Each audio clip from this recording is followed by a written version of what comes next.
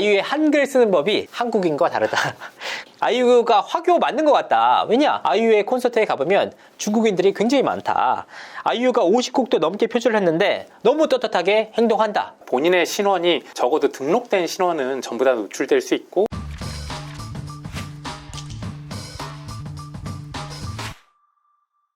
주제는 끝났다. 이제 법으로 말한다.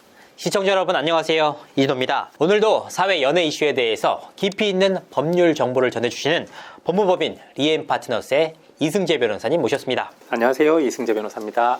한동안 법조계에서 그 사이버 레카를 잡아주는 디스커버리 제도가 굉장히 큰 화제를 모았잖아요. 네. 그런데 많은 사람들이 이 유튜버만 잡을 수 있는 이 디스커버리 제도라고 생각을 했는데 알고 보니까 네티즌들도 잡을 수 있다는 얘기가 나오고 있어요. 실제로 좀 가능한가요? 실제로는 가능한 편이고요.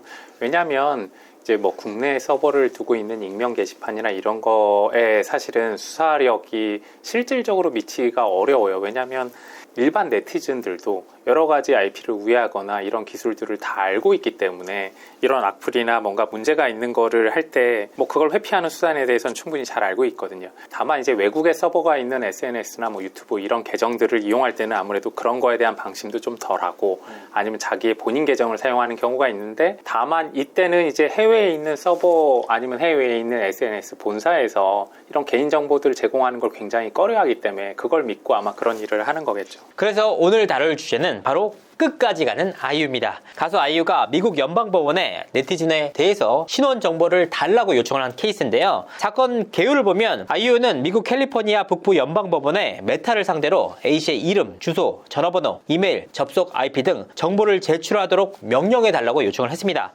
그러니까 이 A씨는 아이유씨를 상대로 지난해 3월부터 10월까지 총 52건의 허위사실 게시물을 작성해서 아이유의 명예와 평판을 훼손한 혐의를 받고 있는데요. 이 인물이 아이유씨에 대해서 올린 내용들 보면 굉장히 좀 황당합니다. 아이유의 한글 쓰는 법이 한국인과 다르다. 아이유가 화교 맞는 것 같다. 왜냐? 아이유의 콘서트에 가보면 중국인들이 굉장히 많다. 아이유가 50곡도 넘게 표절을 했는데 너무 떳떳하게 행동한다 등의 악의적인 비방을 이어가면서 아이유씨를 괴롭게 만들었는데요. 결과적으로 아이유씨가 참다 못해서 법원에 이 인물에 대해서 신원 정보를 제출해달라고 요청을 했습니다. 그것도 한국 법원이 아니라 미국 연방지방법원이었습니다. 근데 사실 아이유 씨뿐만 아니라 최근에는 최시원 씨 역시 이와 같은 요청을 진행했고 실제로 인용을 받았거든요. 최시원 씨의 경우에는 한국 내 명예훼손, 모욕, 손배소 피고를 10명이나 특정해서 관련 정보를 달라고 요청을 했고 실질적으로 인용을 받은 케이스입니다. 아이유 씨의 경우에는 최근에 신청을 한 사례입니다. 그래서 결과적으로 이들 둘이 함께 이용한 제도가 바로 디스커버리 제도거든요. 섹션 1782 맞습니까? 맞습니다. 디스커버리 제도에 대해서 한국에서는 전혀 몰랐는데 왜 갑자기 이 제도가 관심을 받게 됐습니까? 사실 종래예요. 이 메타나 아니면 뭐 유튜브 이런 걸 통해 가지고 연예인들에 대한 명예훼손 행위가 사실 있어 왔죠. 상업적으로도 사실은 이런 일이 있어 왔는데, 왜냐면 뭐 예를 들어서 어그로를 끌거나 아니면 연예인에 대해서 이슈 레이징을 해가지고 조회수를 충분히 끌어서 상업적인 이득을 보면 그거에 대한 개인정보나 이런 것들은 외국 법원은 관할권이 우리나라 관할권이 미치지 않기 때문에 사실은 얻기가 어렵거든요. 이제 그러한 유튜버나 아니면 네티즌들에 대해서 직접적으로 뭔가 신원 정보를 할 수 있는 제도가 있거든요. 미국은 이제 디스커버리, 우리나라 말로 번역하면 이제 증거 개시라고 하는데요. 소송의 당사자가 이러한 상대방이 갖고 있는 아니면 뭔가 제3자가 갖고 있는 증거가 될 수 있는 뭐 신원을 특정할 수 있는 거에 대해서 제출을 법원에 할 것을 요구할 수 있는 권리가 있어요. 그럼 그 제도를 이용하게 될 경우에 미국에 있는 이러한 SNS 본사들이 갖고 있는 개인 정보에 대해서도 확보를 할 수 있기 때문에 이 미국 법상의 증거 개시 제도를 이용하는 겁니다. 근데 사실 미국에서는 표현의 자유가 굉장히 광범위하게 용인되는 나라잖아요. 근데 미국에서 어떻게 외국인에 대해서 이렇게 정보를 줄 수가 있는지 자국 내에서 하면 큰 문제가 안 되잖아요. 형사적으로나 뭐 민사적으로 문제가 될 수 있을지언정. 미국에서는요, 사실은 수정헌법 1조가요, 이 표현의 자유에 대해서 보장하고 있는데, 표현의 자유 중에서도 익명에 의한 표현의 자유까지도 넓게 보장하고 있습니다. 한국 법에 비해서 훨씬 더 깊게 보장을 해요. 그래서 익명상에 뭐 특별한 얘기를 했다고 해가지고 사실은 소송이 되기가 쉽지가 않은데, 이 수정헌법을 회피하는 법리가 미국 연방 대법원은 아니고요, 하급심에서 나타나기 시작합니다. 근거는 뭐냐면 이 수정헌법, 헌법은 미국 헌법은 미국인을 보호하기 위한 제도이기 때문에 미국의 영 외에 있는 외국인에게까지 이러한 표현의 자유를 깊게 보장할 필요는 없다. 이런 논리를 대고 있거든요. 다만 이게 연방 대법원의 태도까지는 아니어서 지금은 이제 하급심의 태도를 아니면 판례를 이용해서 지금 증거 개시 절차가 이루어지고 있는 편입니다. 그러니까 결과적으로 좀 저희가 2등 시민이기 때문에 그건 아니고 미국 법의 보호를 받지 못한다는 거죠. 1등법인 미국 법의 보호를 받으려면 미국 시민이 되어야 되는데 미국 시민이 아닌 외국 시민이기 때문에 관련해서 이 표현의 자유가 미국 시민만큼 보장되지 않는다. 그래서 만약에 문제가 있을 경우 정보를 넘겨준다는 논리인가요? 미국 밖에 있는 외국인한테까지 이제 수정헌법이 미치지 않는다라는 사실은 법리는 있거든요. 그래서 그거를 사실은 이용하는 겁니다. 일단 이제 디스커버리 제도를 통해서 특정이 되면 결과적으로 이분들이 처벌을 받을 거잖아요. 근데 이제 결과적으로 52차례에 걸쳐서 악의적으로 허위사실을 유포했다고 하면 굉장히 중죄가 될 것 같은데 아이유 씨나 뭐 다른 연예인들이 이 인물을 특정하기 위해서 추가적으로 비용까지 쓰면서 어렵게 특정을 한 거잖아요. 이 인물의 경우에는 정말 우회하기도 하고 본인의 신원이 특정되지 않게 막 노력을 했는데 이런 경우 처벌이 가중될 수 있나요? 뭐 사실은 민사상, 형사상 뭐 당연히 실무에서는 어느 정도 양형의 가중 요소가 있을 수 있습니다. 뭐 일반인들이 생각하시기에는 이제 우리나라의 법률 비용도 높다고 생각하실 텐데요. 제가 이제 외국 관련해 가지고 업무들도 많이 했었는데 관련해서 이제 외국인들이 느끼는 법률 비용은 한국의 법률 비용은 엄청 싸다고 생각하거든요. 이 증거 개시는 엄청 뭐 복잡한 절차가 아닌데도 아마 아이유 씨가 이 증거 개시 받기 위해서 법률 비용으로 아마 수천만 원 이상을 지불했을 겁니다. 미국에서는 사실 소송을 하면요 수억 원, 뭐 수천만 원 이렇게 지불하는 거는 예산일이라서 일반인들이 사실은 증거 개시를 이용하기는 조금은 힘든데 아마 아이유 씨가 이렇게 소송 비용으로만 수천만 원을 들였다고 하면 그 부분이 양형에 어느 정도는 반영이 되겠죠. 제가 열심히 한번 취재를 해봤습니다. 그랬더니 이제 이게 일반인들이 하기 굉장히 어려운 게 말씀하신 대로 변호사 비용이 꽤 많이 들더라고요. 근데 이제 이 내용에 대해서 명확하게 금액을 밝히긴 좀 어렵지만 약 4, 5천만 원 미만 수준이다.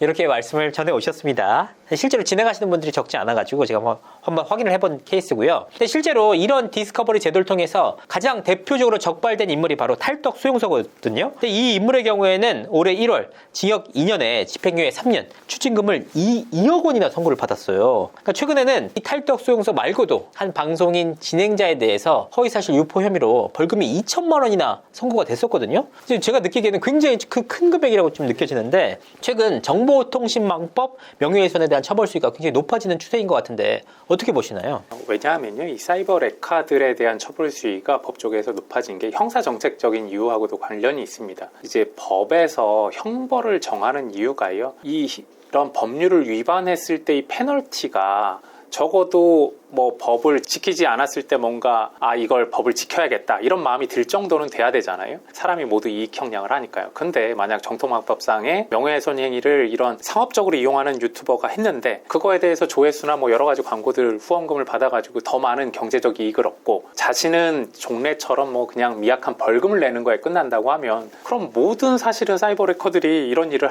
할 거거든요. 그러다 보니까 다시는 이런 일을 못하도록 범죄 행위를 통해서 얻은 거는 추징을 할 수 있게 만들었고요. 그게 아마 이제 2억 원 정도 산정된 것 같습니다. 그리고 이런 일을 다시는 못하도록 어떻게 보면 징역형의 집행유예라는 종래의 사건에 비해서 어느 정도 이제 훨씬 더 센 형량이 나오게 된 거죠. 네, 벌금 2천만 원은 민사로 하면 어느 정도나 손해배상을 배상해야 될까요? 이거 굉장히 높아질 것 같다는 생각이 들거든요. 민사상 손해배상은요, 어떻게 보면 이제 뭐 연예인 입은 이제 손해들을 다 따져봐야 되니까 뭐 이건 좀 생각해볼 문제지만 적어도 뭐 수천만 원 이상 억대의 손해배상이 나올 수도 있습니다. 그래서 이 상업적으로 이거를 이용하려고 하는 사람이랑 사실은 그냥 인터넷상에서 흔히 말하는 네티즌들이 그냥 뭐 악플 다는 거랑은 사실 차원이 좀 다른 문제이긴 합니다. 그러니까 결과적으로 이제 민사 배상액도 상당할 것으로 보이는데 말씀하셨다시피 돈을 버는 유튜버들이나 뭐 이걸로 수익을 창출하는 인물들과 달리 네티즌들의 경우에는 그냥 지속적으로 악의적으로 댓글을 다는 수준이란 말이에요. 근데 이런 경우에는 어느 정도의 좀 처벌을 받게 되는지. 사실은 아마 제 생각에는 보통 벌금형 이상이 나오기는 쉽지는 않아요. 아마 구약식으로 몇백만 원 정도의 벌금형 정도 생각하고 있습니다. 민사 배상액은 그러면 어느 정도 될까요? 민사 배상액도 그 이상 되기는 사실은 힘든데요. 왜냐하면 아까 전에 말씀드린 정도가 누가 보더라도 말이 안 되는 소리잖아요. 이 네티즌이 받는 페널티에 비해서는 소송 비용이 훨씬 더 많이 들 거예요. 근데 그걸 감수하고라도 그런 일을 하시는 거죠. 저도 사실은 이제 뭔가 이 유명하신 분들의 악플 관련해가지고 이런 일들을 도와드린 적이 있는데 그 매니저분들 오셔가지고 저한테 말씀하시더라고요. 야, 이건 본보기를 보이고 싶고 팬클럽에서도 이러한 악플을 다는 사람을 반드시 잡아주기를 원한다. 그래서 매니지먼트 회사에서는 반드시 해야 된다. 변호사 비용이 더 들더라도 이렇게 말씀하시더라고요. 변호사님께 또 제가 문제 제기를 할 생각은 아니지만 정말 말도 안 된다고 생각하잖아요. 근데 진짜 실제로 아이유 씨의 중국인설, 간첩설은 정말 광범위하게 퍼져나가면서 좀 믿기 힘들 정도로 많은 분들이 진짜 그걸 실제로 믿는 분들이 적지 않아요. 그리고 실제로 아이유 씨가 기부를 하는 초록우산 어린이 재단이라는 것이 있어요. 그것도 중국 재단이라는 거예요. 그래서 이게 말이나 되나 해서 찾아봤더니 이 기금이 만들어질 때 미국인 목사가 1938년에 그 전쟁으로 힘들어하는 중국 어린이들을 돕기 위해서 미국에서 최초로 만들어졌던 기금이었는데 이 기금이 중국 정부의 반대로 중국 내로 진출을 못하는 상황이었다고 합니다. 이때 이 기금을 함께 만들었던 또 다른 목사가 당시 한국을 방문하면서 한국 어린이들도 굉장히 힘들다, 도와주자라고 해당 설립 단체에 얘기를 했던 것이 지금 초록우산 어린이 재단의 시초거든요. 그러니까 이 내용을 가지고 중국 재단이라는 게 연결고리가 되면서 아이유는 중국 재단에만 기부를 한다. 중국인이기 때문에 믿기지 않으시죠? 예. 하지만 실제로 벌어지고 있는 일이라는 거. 그래서 실제로 아이유 씨에 대해서 대대적인 문제 제기를 했던 한 인물에 대해서는 집행유예 선고가 나오기도 했습니다. 근데 이게 결과적으로 지금 억울한 게 디스커버리 제도 이용하면 돈이 굉장히 많이 들잖아요. 이런 부분들이 민사 배상액에 영향을 안 미칩니까?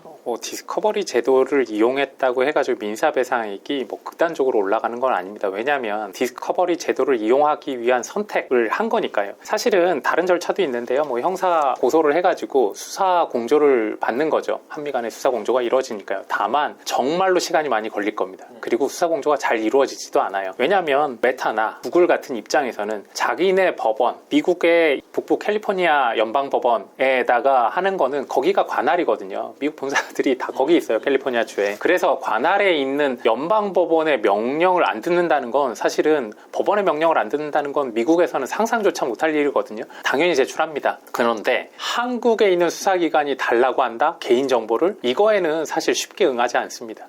실제로 수사를 받다 보면 이거 안 돼요. 이렇게 얘기하시거든요. 그래서 일반인들의 경우에는 사실 방법이 없어요. 이게 결국은 돈이 있어야 이런 것도 할 수 있는 것으로 보이는데, 근데 단순히 형사 고소를 했다는 이유만으로 디스커버리 제도를 통해서 신원 정보를 받을 수 있는 건 아닌 것으로 보여요. 수사 공조를 해야 됩니다. 한미 간에. 형사 제도를 이용하게 되면요. 그러니까 안 되기 때문에 최근 제가 보니까 디스커버리 제도 자체가 단순히 형사 고소만으로 안 되기 때문에 민사 소송을 진행해서 이 사람이 이렇게 악의적인 일을 했다는 내용을 미국 법원에 보내서 그렇기 때문에 이 인물에 대한 정보를 달라고 좀 얘기를 하는 것으로 보이거든요. 그러니까 그러면 결국 민사 소송이 전제돼야 디스커버리 제도를 이용할 수 있다는 의미인가요? 이 디스커버리 제도에 대해서 그냥 간략하게 설명드리자면 이해 당사자가 외국의 법원에서 소송이 계속 중이거나 아니면 소송이 개시될 것 같은 태도를 보이고 특정된 이해관계가 있다는 걸 입증, 예를 들어 손해배상 소송을 하는 거죠. 그걸 입증하고 그리고 이제 자료가 관할 법원에 이 디스커버리 제도를 신청을 해가지고 그러한 특정할 수 있는 신원 정보나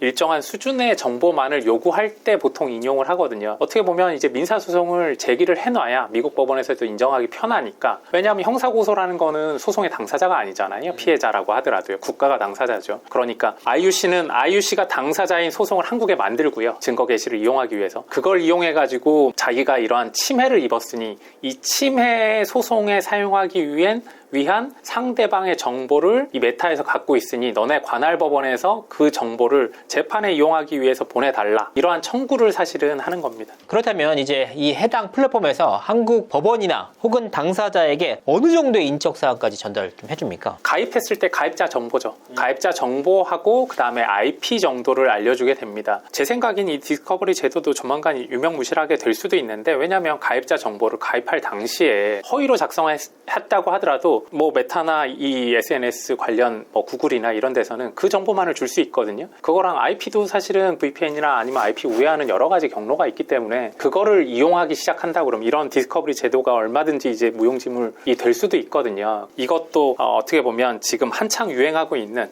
뭐 한정된 시간 안에서 가능한 제도일 겁니다. 그러니까 이 내용들이 사실은 변호사님뿐만 아니라 다들 알고 있는 상황들이고 이런 걸 우회하기 위한 방법들이 그 시도들이 지속해서 이루어지고 있기 때문에 더욱더 좀 사안이 심각해질 수 있는 내용입니다. 결과적으로 우리 일반 사람들 역시 익명의 네티즌들로부터 굉장히 공격당한 케이스가 적지 않단 말이에요. 지금 디스커버리 제도를 통해서 인용받는 연예인들의 경우가 장원영 씨, 아이유 씨, 최시원 씨 등 유명 연예인들이란 말이에요. 이게 유명해서 받아주는 건 아니지만 적어도 이 금액을 확실하게 쓸 수 있는 위치에 있는 인물이기 때문에 소송이 가능하다고 좀 보여지거든요. 그렇죠. 이게 사람이 다 어떻게 보면 선택을 하잖아요.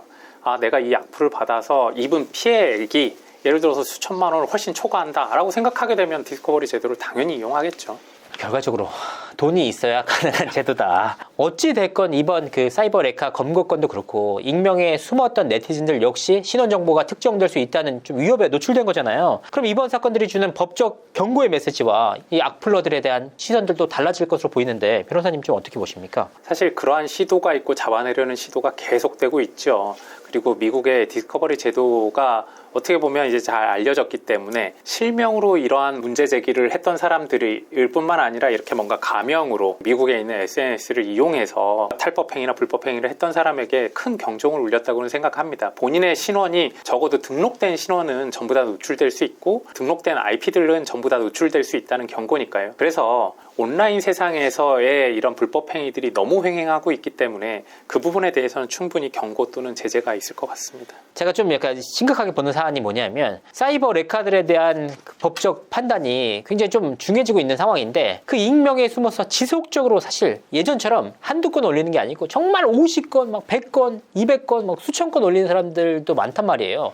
근데 그들에 대한 법적 제도는 아직까지 강화되지 않는 추세거든요. 어떻게 보면은 이거는 실무에서의 이 법원에서 좀 문제 제기를 하고 싶은데요. 사실 이러한 거에 피해를 받는 일반인들도 엄청 많이 있거든요. 일반인뿐만 아니라 유명인들 모두 이런 사이버상의 공격에 대해서 엄청난 피해를 입게 되는데 법원에서 아직도 이제 옛날 과거의 이런 습관 아니면 생각, 관념에 갇혀서 이거에 대한 피해에 대해서 적게 생각하는 것 같아요. 이러한 피해에 대해서 뭐 그냥 고작 벌금형이나 집행유예로만 끝난다 그러면 제 생각엔 이러한 게 반복될 수밖에 없습니다. 그거를 뭐 한두 건은 사실 사람이 화나가지고 뭐 악성 댓글도 달 수 있고 뭐 그럴 수도 있겠지만 정말로 수십 건을 반복적으로 해서 사람을 괴롭힌다. 법적 처벌을 한번 받았는데도 다시 반복한다고 하면 그거에 대해서는 단호히 실형 선고를 해서 그런 일이 다시는 일어날 수 없게 하는 게 어떻게 보면 법조인의 책임인 것 같습니다. 결과적으로 아이유 씨에 대한 중국인설, 간첩설이 다 허위사실 유포라고 법원을 통해서 판결이 났단 말이에요. 이번 그 소위 말하는 7월 7일 법 개정 이후에도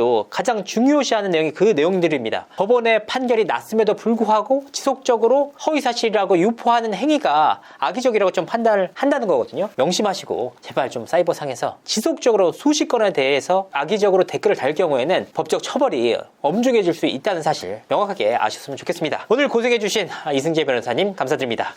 감사합니다. 고맙습니다.